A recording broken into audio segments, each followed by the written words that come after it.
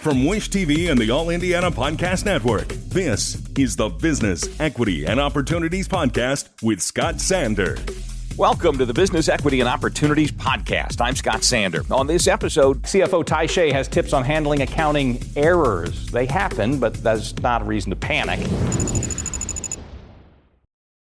Every business is unique and has a target audience. If you own or manage a business, Circulus Digital Media can help you connect and grow your customer base with turnkey digital solutions that are nimble, offering best-in-class results, service, and support to reach a bigger customer base, allowing you to pinpoint a specific audience down to the smallest details.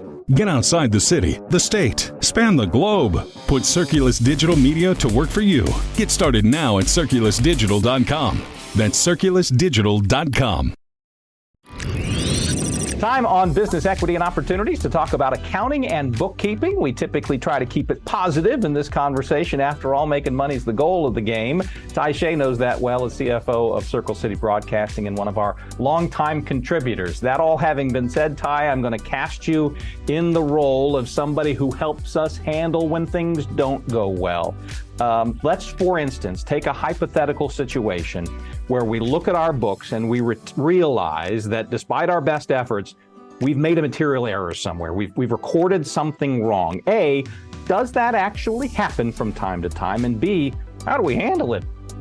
Sure. That's actually a really good question. And Scott, it's great to see you again.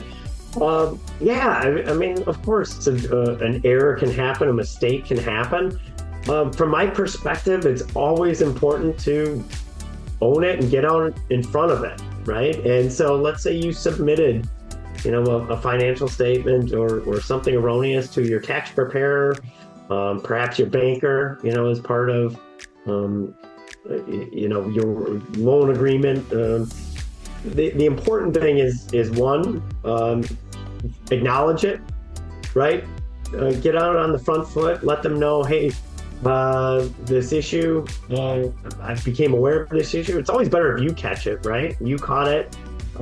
Step two, probably let them know steps you're taking to mitigate so that something like that won't happen again. And then step three, usually it ends up in providing, say revised financials or something like that. Especially if it's something, it was a mistake, it wasn't intentional. In my experience, in dealing, whether it's a taxing authority or a lender or something like that, as long as you're communicative, right, and you're not trying to hide it or anything like that, there's always a path out, right? And so, nobody's looking to shut your business down. Unless you're being, truly negligent. And so the path forward is always fix it as soon as you can, and be communicative about it. So it runs contrary to maybe our inner instinct, which is, the kid from years ago who threw the baseball and broke mom's lamp. If you could glue it, she'd never know. This is not the way to approach these things. No. And like I said, there are people, believe it or not, who want to help. When an issue arises, people you may feel like are on the other side of the fence. They're there to help you, and that has been largely my experience throughout my entire career. Not that we want to make a practice of making mistakes, but is there though an opportunity to show your professionalism by the way you do handle this? In other words, your creditors aren't just creditors now, you're hoping to access capital from them in the future. This seems to be an opportunity to show to them, this is a responsible person, even in a time that is unexpectedly tough. No question. You always want to play the long game, right? And your reputation is built on how you react in situations like this, and how, ideally you want that relationship where it's not about them against you. They're trying to help you. They become an advisor for you. And so to nurture that relationship is first and foremost based on trust. And so to do so, requires you to be truthful and forthcoming.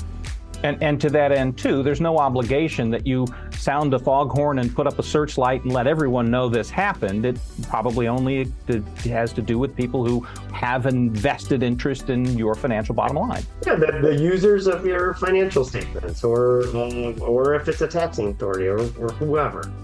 But yes, it's those are the folks that you're accountable to, and so as long as they're aware, you've done your job.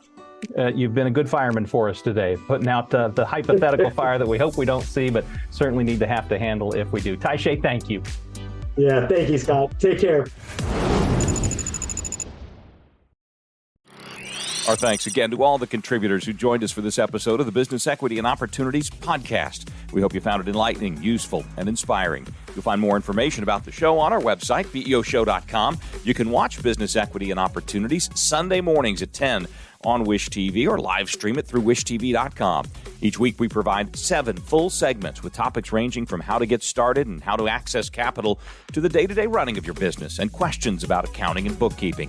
We feature business news and trends and always share a success story from one of our contributors. Join us next time for more insights into the world of small business. Be sure to sign up for our Business Equity and Opportunities newsletter to get even more valuable, up-to-date information. And if you have any questions or you'd like to be part of our show, please email us. The address is beo@wishtv.com. We'd love to hear from you. I'm Scott Sander. Thanks for listening. Watch the Business Equity and Opportunities show on Wish TV and access all of our content and share it on demand anytime at BEOshow.com. You can find more podcasts from Wish TV on the All Indiana Podcast Network at allindianapodcastnetwork.com.